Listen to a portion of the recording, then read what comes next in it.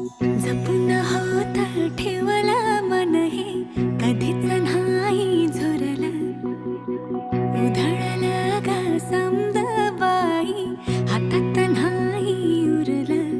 जीव जडला पर नाही नजरला कळलं. किती नडलं जी केली ना मागना सरलं. आताच बया